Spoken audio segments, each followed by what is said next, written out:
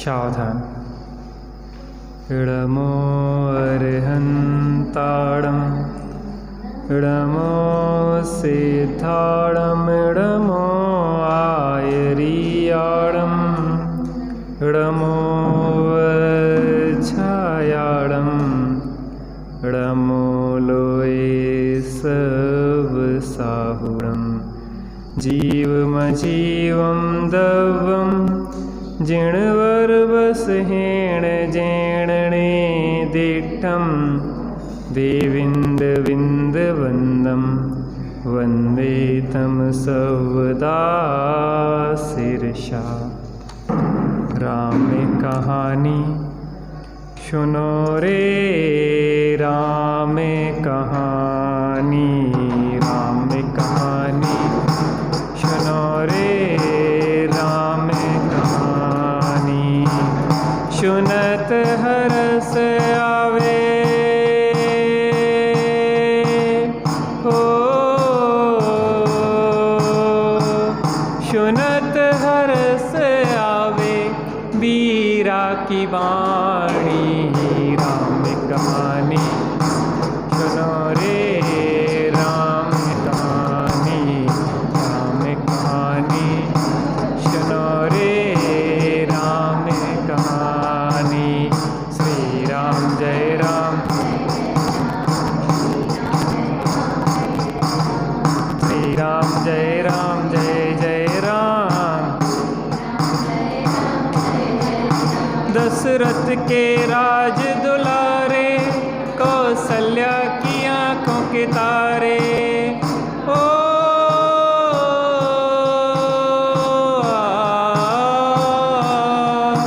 दशरथ के राज दुलारे, कौशल्या की आंख के तारे। वे सूर्य वंश के सूरज, वे रघुकुल के उजियारे। रवि सेन गुरुवर बोले हो, रवि सेन गुरुवर बोले अमृतमयी वाणी। राम कहानी सुनो रे राम कहानी।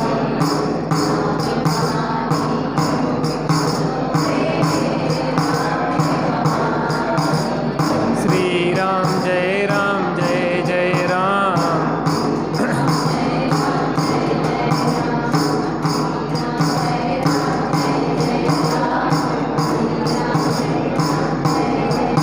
वज्रवर्त धनुष गह करके, रघुलाए सीतावर के।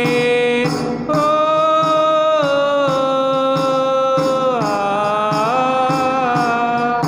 वज्रवर्त धनुष गह करके, रघुलाए सीतावर के। कर त्याग हुए वनवासी, पितु की आज्ञा सिर धर के। लखन सियाले संग हो, लखन सियाले संग छोड़ी राजधानी। राम कहानी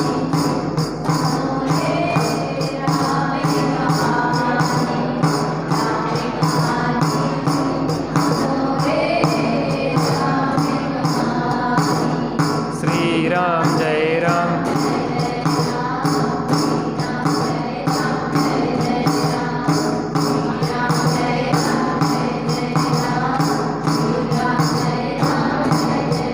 सिंहनाद दशानन करके, ले आया सीता हर के। ओ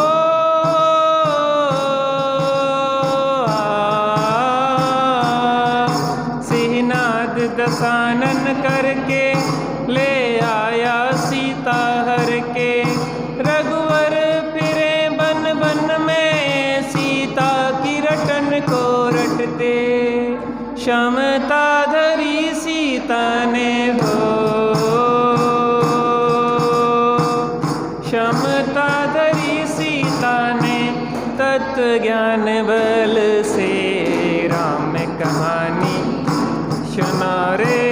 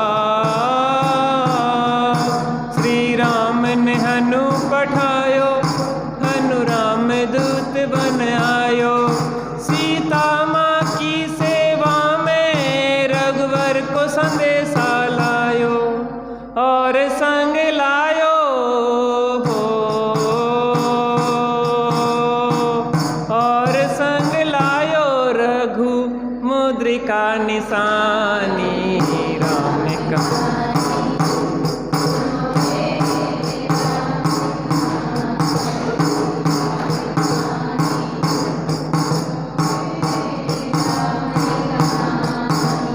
श्री राम जय राम।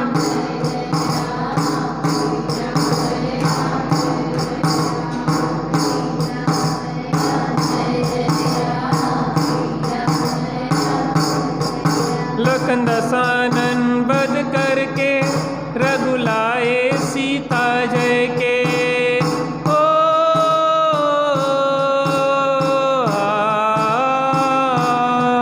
लखन दसानन बध करके रघुलाए सीता जय के।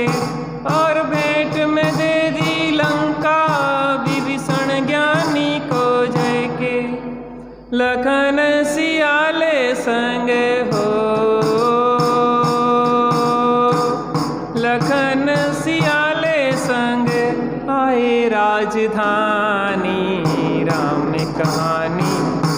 सुनो रे राम कहानी, राम कहानी सुनो रे राम कहानी।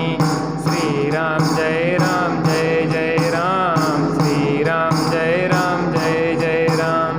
श्री राम जय राम जय जय राम। श्री राम जय राम जय जय राम। बोलो श्री बीतरागी रामचंद्र की। 4 प्रकार की कुबुद्धि ही संसार का कारण है। परद्रव्य में एकत्व, ममत्व, कर्तृत्व और भोक्तृत्व की बुद्धि। अज्ञानता में यह जीव इस शरीर में यह मैं हूँ ऐसा एकत्व धारण करता है।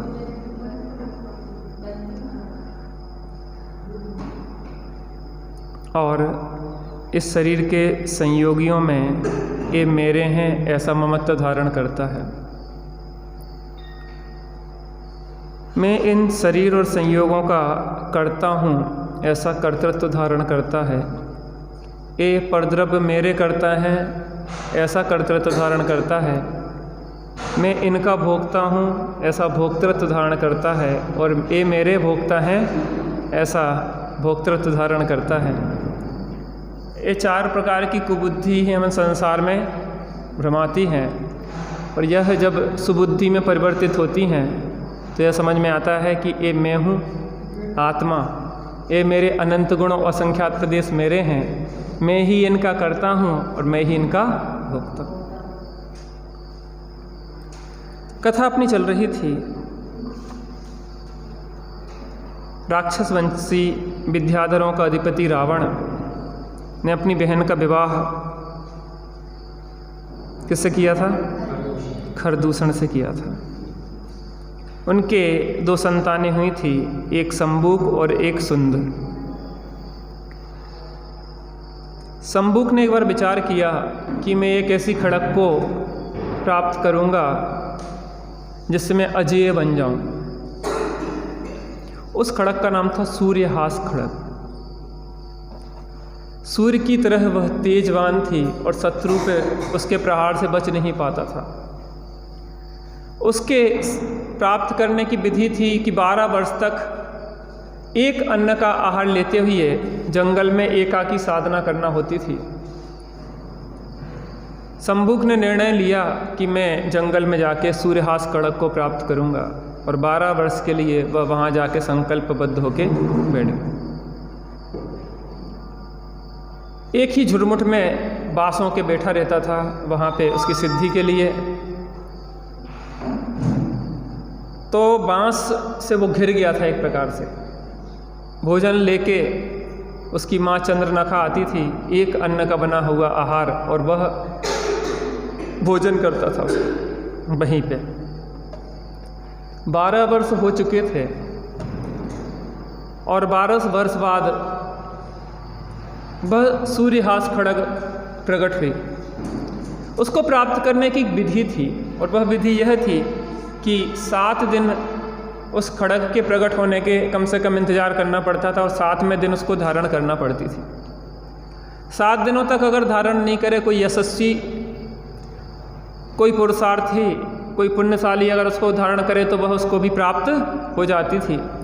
लेकिन 7 दिनों के पहले अगर कोई धारण करना चाहे जिसने उसको प्राप्त करने के लिए प्रयत्न किया है तो वह उसका मरण से हो जाता था। यहाँ पे दंडक वन में राम लक्ष्मण और सीता कुटिया बना के रह रहे थे। अचानक एक दिन विशिष्ट प्रकार की गंध लक्ष्मण को आई। लक्ष्मण ने विचार किया कि ये गंध आ कहाँ से रही है। काफ़ी खोजा, खोजते खोजते वहाँ पहुँच गया जहाँ पे वह सूर्यहास खड़ग थी। उस खड़ग की विशिष्टता ये थी कि वह विशिष्ट प्रकार की सुगंधी फैलाती थी वातावरण में, और उस सुगंधी को सूंघते सूंघते वह वहाँ आया और जैसे ही उसने उस खड़ग को देखा तो उसको चलाने की, पकड़ने की इच्छा हुई। जैसे ही उसने हाथ में लिया, धारण किया, तो देव जो उसके थे, जो देवगण उसके रक्षक देव थे, वो प्रकट हुए कि आप हमारे स्वामी हैं, हम आपकी सेवा में तत्पर रहेंगे। लक्ष्मण ने सोचा कि इसका प्रयोग करके देखें यह कैसा काम करती है खड़ग। तो लक्ष्मण ने उसका प्रयोग किया। जो बाँसों का झुरमुट बना हुआ था उस पर उसने चला के उसको देखा।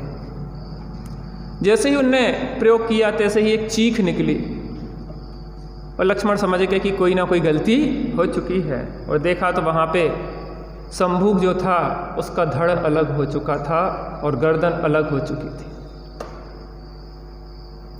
खून से वह खड़ग भिड़ी हुई थी। लक्ष्मण भी भयभीत हुए कि ये क्या पाप हो गया। शीघ्रता से अपने भाई राम के पास पहुँचे कि भाई बहुत बड़ी गलती हो गई। तो राम ने कहा कि हम त्रस्त जीवों की तो क्या, पंचेंद्रीय मनुष्य को तो कैसे मार सकते, हम तो, तुमने जिस बाँसों की झुरमुट में प्रयोग किया ये भी गलत है। वो भी तो एक इंद्रिय जीव हैं, वनस्पति गाय का, उनका वध करना भी योग नहीं है। तो राम ने कहा इसका तो अब गलती हुई है, प्रायश्चित तो ले लो, लेकिन इसका अपने को फल भी भुगतना होगा। तुमने जो गलती की है उसका फल भुगतना होगा। यहाँ पे रोज की तरह चंद्रनखा अपने पुत्र के लिए भोजन लेके आई, और पुत्र के लिए भोजन लेके आई। जैसा ही उसने, वो तो बड़ी प्रसन्न था कि आज 7 दिन हो गए हैं और आज मेरा पुत्र सूर्यहास खड़ग लेके वो आएगा। पति से भी बता दिया था कि आज अपना पुत्र आने वाला है सूर्यहास खड़ग लेके। बड़ी प्रफुल्लित होकर चली आ रही थी भोजन लेके, और जैसे ही उसने देखा कि मेरे पुत्र की गर्दन कटी हुई डली है, और तैसे ही वो बेहोश हो गई। कौन माँ अपने बच्चे की इस तरीके से स्थिति देख सकती है?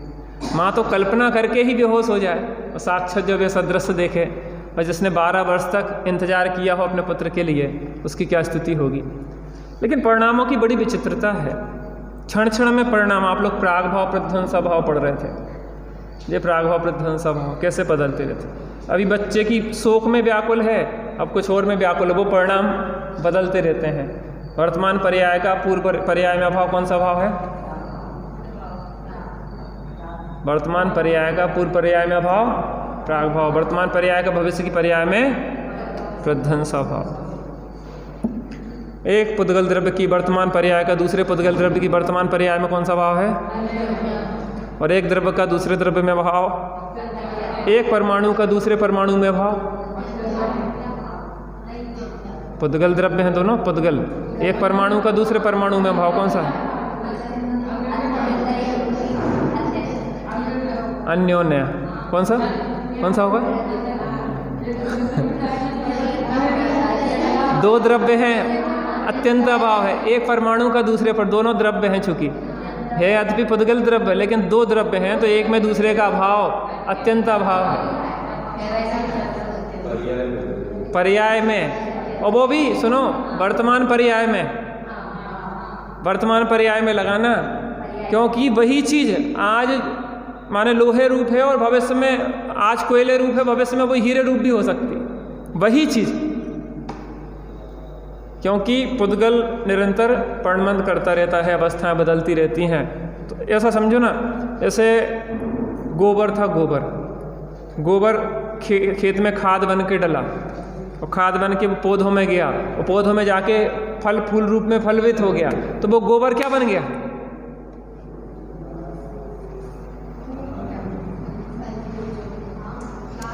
आप जी बताओ, इतना सा बीज डाला था अपन ने, इतना सा तो बीज डाला था ना, तो वो बीज इतने बड़ा वृक्ष कहाँ से बना? वो मिट्टी पानी ही तो लिया, खाद पानी गोबर गंदगी जो बिष्टा करके गए खेत में लोग, और वही बिष्टा आपकी क्यों ही बिष्टा क्या हो गई? प्रोसेस के द्वारा वो वहाँ पे अमरूद का फल बन गई है, वही फतकुल बन गई है, वो लौकी बन गई है। तो वर्तमान पर्याय में लगाना, भूत भविष्य में तो क्या होता? एक दूसरे रूप परिणत होते जाते हैं। तो परिणाम की विचित्रता देखो अभी कैसे। चंद्रनखा अभी शोक में व्याकुल है, अब काय में व्याकुल होती है, उसको देखते हैं।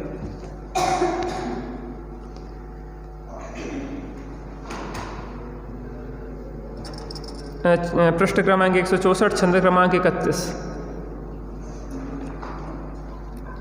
छोड़ो पर की बातें, पर की बात पुरानी, निज आत्म से शुरू करेंगे हम तो नई कहानी।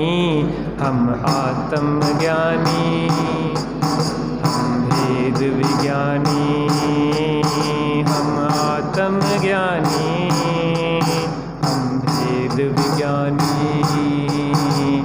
छोड़ो पर की बातें, पर की बात पुरानी, आत्म से शुरू करेंगे हम तो नई कहानी। हम आत्मज्ञानी, हम भेद विज्ञानी, हम आत्मज्ञानी, हम भेद विज्ञानी। चंद्रनखा नित दिव्य भोज ले उस वन में, शस्त्र प्रकट समय निकट लग मुदित हुई थी मन में। प्रतिदिन की ही भांति आज भी आई लेकर भोजन, दृश्य देख कर महाभयानक हुआ व्यथित उसका मन। मूर्छा खा गिरती धरा पर छिन्न लता सी तत्क्षण, प्राप्त हुई संज्ञा समीर से उठी बोलती कुबचन। हाँ मेरे अपराध बिना के सुध को किसने मारा, करते यह दुष्कृत्य अधम ने कुछ तारा। निर्जन वन में मृगी तुल्य वह रोती फिरे अकेली, ढाढ़स कौन बधाए उसको संग न एक सहेली। निधि समान प्यारे सुत को मैं देखूं आज कहाँ पर, कटासीस लग कर बढ़ती है दुख की लहर भयंकर। किस पापी ने निष्कारण ही तुझ पर हाथ चलाया, इससे प्रथम दुष्ट उस नर को यम ने क्यों न उठाया। सुत घातक की भूमंडल में नहीं कुशलता है अब, मार पुत्र को अधम मनुज ने लूट लिया मेरा सब। करती हुई विलाप विपिन में उधर उधर थी फिरती, शब्द कहीं कुछ सुन पड़ता तो दृष्टि उधर ही करती। रोती देख वृक्ष के नीचे सीता जाकर बोली, किस कारण निर्जन वन में तू रोती है भोली। देख राम लक्ष्मण को क्षण भर सारा शोक पलाया, राग भाव ने उसके मन को अतिशय अहो दबाया। हरे क्षेत्र को देख मृगी को हो भक्षण अभिलाषा, त्यों दोनों प्रति उसको उपजी मन में हो पिपासा। सहज पूछने लगे राम भी क्यों आई इस वन में, क्या असहाय सर्वथा है तू पालक नहीं पुरजन में। दुष्ट जंतु परिपूर्ण विपिन में क्यों एकाकी विचरे, धूल दूसरित वस्त्र सभी क्यों केस सकल क्यों बिखरे। निज वृत्तांत गुप्त रख कर सब बोली वह निज मुख से। हे पुरुषोत्तम में अभाग्नि जीती हूँ अति दुख से। मात पिता बालकपन में ही मेरे स्वर्ग सिधारे। मुझ दुखनी को इस कानन में नहीं व्याघ्र भी मारे। पूर्व जन्म के भाग्योदय से हुए आपके दर्शन। मुझे सद अपना करके अब शांत कीजिए मम मन। रूपवती कन्या का जग में कौन नहीं अपनाए। सुनकर उसके वचन राम यो मन में अति सकुचाए। जान उसे निर्लज हृदय में दिया न कुछ भी उत्तर। तो निराश बोली तब उनसे जाऊं मैं अपने घर। नहीं कामना हमको तेरी जातो इच्छित।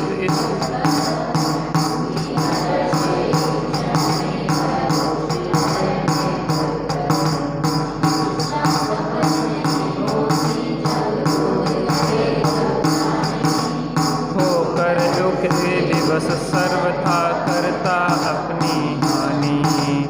आई पति के पास वेग से अतिशय रोती रोती। धूल दूसरित अंग किए सब सुध बुध अपनी खोती।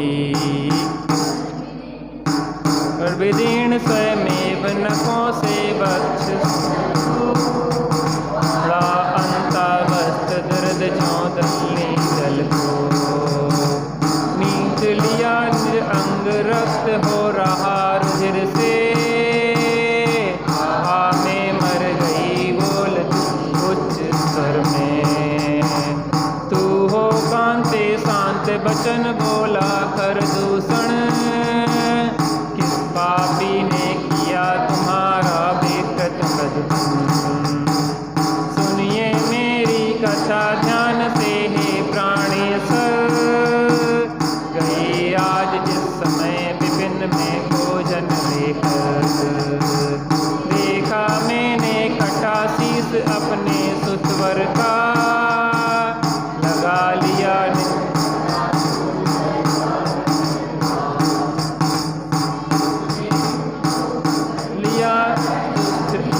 ने अतिशय बल। यही रीत है यही नीति है अंतिम लक्ष्य बखानी। हम आत्मज्ञानी हम वेद विज्ञानी। हम आत्मज्ञानी हम वेद विज्ञानी। छोड़ो पर की बातें पर की बात पुरानी। आत्म से शुरू करेंगे हम तो नई कहानी। आत्मज्ञानी वेद विज्ञानी। हम आत्मज्ञानी वेद। क्या हुआ जैसे ही अपने बच्चे को मृत देखा अत्यंत दुखित हो गई। किसने मेरे बच्चे को मारा है। अत्यंत कुपित होके यहाँ वहाँ भटकने लगी। जहाँ की आवाज़ आती उसी दिशा में दौड़ लगाने लगती। जैसे कोई पागल हो जाता ना, इस तरीके से वह चंद्रनखा अपने पुत्र के विरह में व्याकुल हुई यहाँ से वहाँ भटक रही थी। भटकते भटकते एक वृक्ष के नीचे जाके बैठ गई और रुदन करने लगी। सीता ने जैसे ही किसी स्त्री के रुदन की आवाज़ सुनी और सीता उसके नज़दीक आई। बहन क्या बात है। उतने में राम लक्ष्मण भी उसके निकट आ गए।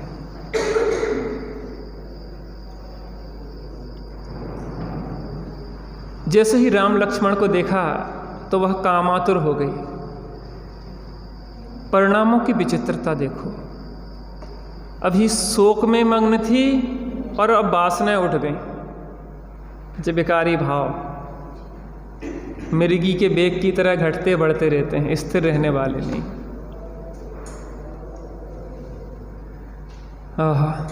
इसलिए जो भावक के भाव्य है और ये जीव अपना स्वभाव मान लेता है। हुए तो कर्म के उदय से हैं। देखो, कुंती का कर्ण भी था और अर्जुन भी था। कुंती का कर्ण भी था और अर्जुन भी था, लेकिन कुंती कर्ण का नाम लेना भी पसंद नहीं करती थी, और अगर कर्ण का कोई नाम लेते तो लज्जित होती थी। क्यों? क्योंकि विवाह पूर्व हुई वह संतान थी। यद्यपि थी तो अपनी ही, लेकिन क्या हुआ था, वह विवाह पूर्व की संतान थी। ऐसे ही जो विकारी भाव होते हैं, यद्यपि होते तो अपनी ही परिणति में है, इस जड़ माइक में होने वाले नहीं है, ना स्टेबल में होने वाले हैं, होते अपने परिणति में हैं, लेकिन हमें सुख नहीं देते, दुख देते हैं। क्यों? क्योंकि परलक्ष्य से होते हैं, क्योंकि वह द्रव्य कर्म के उदय में होने वाले भाव हैं, तो वह द्रव्य कर्म के भाव हैं, भावक के भाव हैं। कर्म विधाता है, इसका निश्चित चैतन्य विरोधी है। इसका कर्म विधाता है, इसका पिता कौन है? कौन है इसका पिता? वो कर्म है। क्योंकि स्वाश्रय से कभी भी मोह राग द्वेष के भाव होते,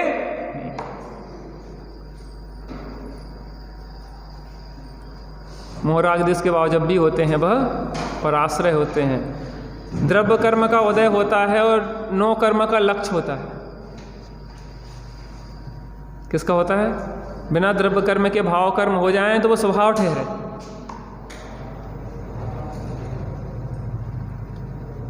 आहा, देखो परिणामों की विचित्रता। पूर्व में शोक युक्त परिणाम, और अब कैसे परिणाम हो गए? वासना युक्त परिणाम हो। राम लक्ष्मण को जैसे ही देखा तो राम लक्ष्मण ने पूछा, बहन क्या बात है, क्यों दुखी हो रही हो, ऐसी मृग की तरह भटकती क्यों फिर रही हो? तो उनको जैसे ही उनका रूप सौंदर्य देखा तो उन पे आसक्त हो गए। जिस प्रकार कोई हिरणी सुंदर घास को देख के, बगीचों को देख के उसको पाने के लिए लालायित हो जाती है, भक्षण करने के लिए लालायित हो जाती है, यहाँ ये दृष्टांत दिया।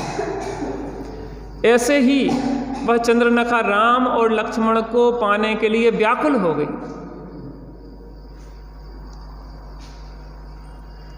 लेकिन विचार तो करो, एक में संतुष्ट नहीं हो पाई तो दूसरे में कैसे संतुष्ट होगी? दूसरी बात, यहां तो पुत्र का भी पार्थिव शरीर डला हुआ है कटा, और तुझे वासनाएं सूझ रही हैं।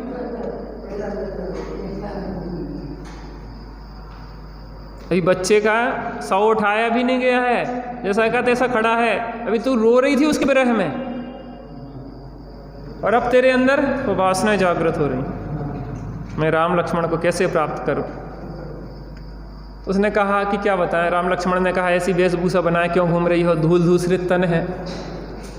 ने कहा, मैं क्या बताऊं, बचपन से मैं अनाथ हूँ, पैदा होते से ही माता पिता मरण को प्राप्त हो गए हैं, और यहाँ जंगल में भटकते भटकते शरण के लिए घूम रही हूँ, और यहाँ पे कोई मुझे व्याघ्र आदि खाता भी नहीं है। मैं क्या करूँ, मुझे कोई सहारा चाहिए है, और अब मुझे सहारा मिल गया है। असरण जग में शरण एक, शुद्धात्म ही कोई सहारा है नहीं, यह सोच मत लाना। चतारी शरणम पाठ पढ़ निज की शरण। राम लक्ष्मण ने कहा कि चार चार शरण है, कैसी बात कर रही हो? अर्हन्ते शरणम पवजामी, सिद्धे शरणम पवजामी, साहु शरणम केवली पर्णतम धम्मम। तुम कह रही कोई शरण नहीं है, चार चार शरण है, और परमार्थ से अपना शुद्धात्मा शरण है। अरे कहने लगे फालतू की बातें छोड़ो, हम तो ये चाहते हैं कि तुम दोनों हमें वर्ण कर लो, हमारा सब दुख दर्द दूर हो जाए। राम लक्ष्मण ने जैसी जो बातें सुनी तो उन्होंने कहा, ये तो बहुत निकृष्ट स्त्री दिखाई देती है। उसके इस तरीके के कुशील के वचन जैसे ही सुने तो राम लक्ष्मण ने उसको तिरस्कार कर दिया कि इस तरह की तेरी जो मांग है, जो तू भावना रखती है, उसकी पूर्ति हम करने में सक्षम नहीं। और उसको देखा और उसका तिरस्कार किया। इसलिए अन्य जैनेतरों में कहा जाता है कि राम लक्ष्मण ने चंद्रनखा की नाक काट दी। उनके यहाँ सूर्पणखा बोलते और अपने यहाँ क्या बोलते, नाम है चंद्रनखा। उसकी नाक काट दी। नाक क्या कहलाती? किसी का तिरस्कार कर देना कोई तो कह भैया नाक कटवा के आ गए। लोक में एक बात कही जाती कि तुम गए और वहाँ पे तिरस्कार कर दिया, तुम्हारी बात नहीं मानी गई तो कटवाया है नाक। नाक का मतलब ये नाक नहीं, नाक माने आप इज्जत को, आपकी बात मान्य नहीं हुई। तो वहाँ पे जो प्रचलन चल गया है कि क्या हो गया, देखो कितनी कितनी कुरीतियाँ हैं। हनुमान, सुग्रीव आदि वानर वंशी थे और उन्होंने क्या समझ लिया, वानर थे। रावण राक्षस वंशी था और उन्होंने क्या बना दिया, राक्षस बना दिया। यानी ऐसी विपरीतताएं हैं। गणेश, गणों के ईश, मुनिराजों की ईश आचार्य गणधर देव को गणेश कहते हैं और उन्होंने क्या बना दिया, सूंड लगा के गणेश बना दिया। जी विकृतियाँ इस काल में ही होती हैं, चतुर्थादि काल में ऐसी विकृतियाँ नहीं। वो तो एक कथन मात्र था और उन्हें सही में नाक कटी दिखाई है। इस चीज़ को अपन को समझना चाहिए। जब तक असली नोट बाजार में नहीं आएंगे तब तक नकली नोट चलते रहेंगे। इसलिए जो असली कथा जब हमारी समझ में आएगी तो नकली बातें सब अपने आप निर्मूल सिद्ध होंगी। और वास्तव में आप विश्वास कैसे कर सकते कि कोई राक्षस हो, कोई भालू हो, कोई बंदर हो, तो एक सहज समझ में नहीं आता कि कोई की सूंड लग गई हो। बहुत विपरीतताएं हैं। इसलिए ये सत्य बात अपने समझ में आए और हम सही बात को समझ के अपना हित करें। तो क्या हुआ, उन्हें तिरस्कार कर दिया तो वो चंद्रनखा वहाँ से गई भनभनाती हुई और अपने वस्त्र आदि को फाड़ लिए, नाखून से नोच लिया पूरा शरीर आदि उसने। और खरदूषण के पास गई कि रोती चिल्लाती गिड़गिड़ाती हुई, मुझे बचा लो, मुझे बचा लो, मुझे बचा लो, मैं मरी जा रही हूँ। तो वो बेचारा भयभीत हो गया। आपने वो कहानी सुनी होगी, त्रिया चरित्रम। त्रिया चरित्रम शायद दादा ने लिखी, छोटे दादा ने, आप कुछ भी कहो मैं। एक पंडित जी जा रहे थे, बनारस से पढ़ के जा रहे थे और काय के ऊपर डॉक्टरेट की थी, त्रिया चरित्रम। और बहुत सारे ऊँटों पे उनकी डॉक्टरेट की जो पुस्तकें थी वो ऊँटों पे लदी हुई चली जा रही थी। गांव से निकल रहे थे वो पंडित जी, और गांव से निकलते हुए पंडित जी को कुएं पे पानी भरती हुई पनिहारिनों ने देखा। पंडित जी को प्यास लगी थी, उतरे, उनने की क्या बात है, जो ऊँट पे क्या माल लिए जा रहे, माल ये मेरे ग्रंथ हैं लिखे हुए। नहीं, काय के ऊपर कहते त्रिया चरित्रम, स्त्री के चरित्र के ऊपर है। कहने अच्छा महाराज आप स्त्री का चरित्र जानते हो? अरे मुझसे बड़ा पंडित कौन होगा, 10 ऊँटों पे तो वही लिखा रखा है। लिखना अलग बात है और लिखना अलग बात है। फिर क्या होगा, कहले त्रिया चरित्र हम दिखाते हैं। आ जाओ महाराज, अब आप यहाँ आए हो तो कम से कम चरण पखारें, आपको भोजन करवाएं ब्राह्मण देवता को, तो कम से कम हमारा घर पवित्र हो जाए। तो एक स्त्री पनिहारिणी महाराज को साथ में लेके आ गई। महाराज की बड़ी वाव भगत की गई, चरण पखारे गए, बढ़िया उन्हें सिंहासन में बिठाला गया और महाराज बैठ गए। उन्होंने कि महाराज जी मैं भोजन बनाती हूँ, तब तक मैं सटकनी अंदर से लगा देती हूँ घर की। अरे नहीं, अरे कुत्ते वगैरह घुस जाएंगे, लगा लेने दो। तो उन्होंने उस स्त्री ने अंदर से सटकनी लगा दी। उतने में उसका पति आ गया और पति ने ठोका बहुत, क्या बात है, कोई अंदर घुसा है क्या? नहीं कि हाँ एक पुरुष घुसा हुआ है यहाँ पे। अच्छा जल्दी खोलो, मैं नहीं तो तोड़ दूंगा। तो पंडित जी की धुक शुरू हुई। उनने कि पंडित जी अगर आपको बचना है तो एक काम करो, जो बगस रखा है ना इसके अंदर घुस जाओ। अरे कहने घुटन होगी, मर जाऊंगा। कहने जान बचाना है तो इसी में घुसना पड़ेगा। उसको बक्से में घुसा दिया और ताला लगा दिया।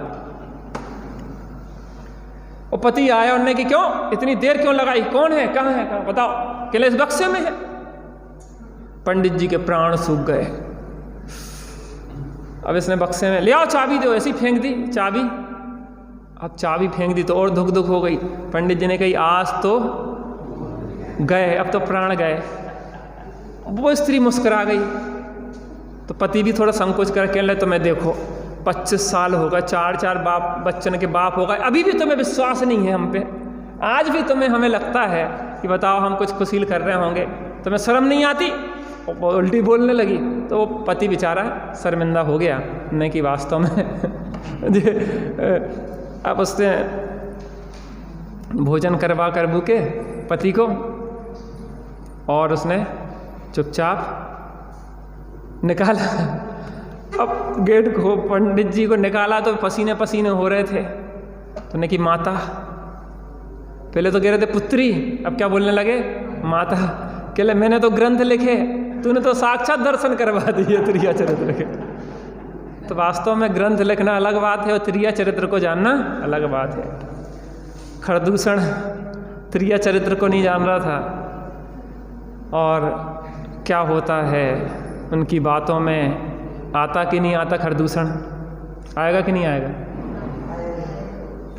अपन को आना चाहिए कि नहीं आना चाहिए किसी की झूठी बातों में।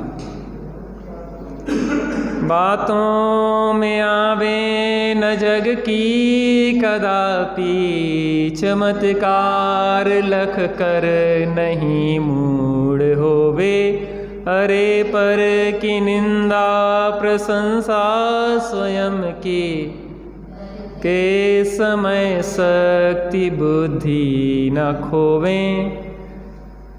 बातों में किसी के नहीं आना चाहिए। और खरदूषण के पास रोती बिलखती गई और उसने बताया कि वो जंगल में तो वनवासी आए हैं भूमि गोचरी और उनने तुम्हारे पुत्र खरदूषण को मार डाला है, और मेरी भी मैं वहाँ पे गई उनके पास तो उनने मेरी भी इज्जत लूटनी चाहिए। दोनों ने, उनने मेरे अपने को मुझे दोनों बाहों में कस लिया और मैं जैसे तैसे छूट के भागी हूँ। ये क्या है? त्रिया चरित्रम। आत्म राम आत्म राम आत्म राम आत्म राम, तू ही है ज्ञाता दृष्टा, तू ही है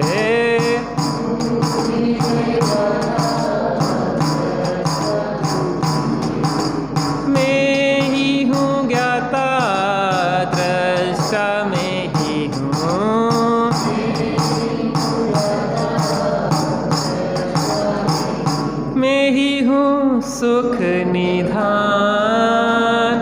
आत्म राम आत्म राम,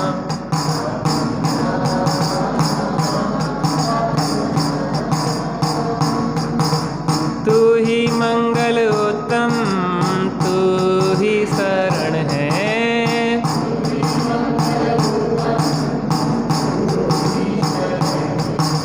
मैं ही मंगल उत्तम, मैं ही शरण हूँ,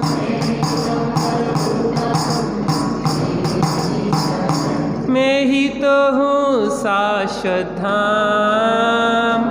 आत्म राम आत्म राम,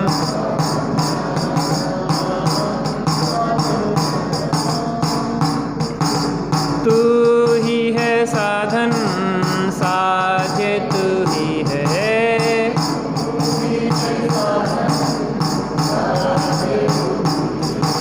मैं ही हूँ साधन साध्य, मैं ही हूँ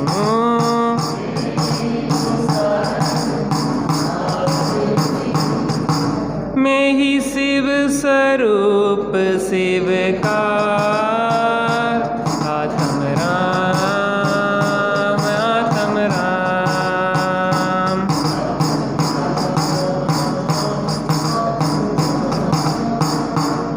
जो भी मुक्ति गए जा रहे जाएंगे,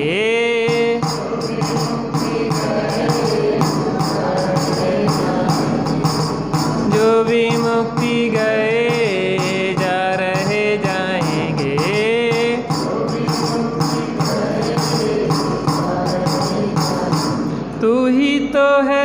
तारनहार। आत्म राम आत्म राम। जग में साचो शरण धाम। आत्म राम आत्म राम। आत्म राम आत्म राम।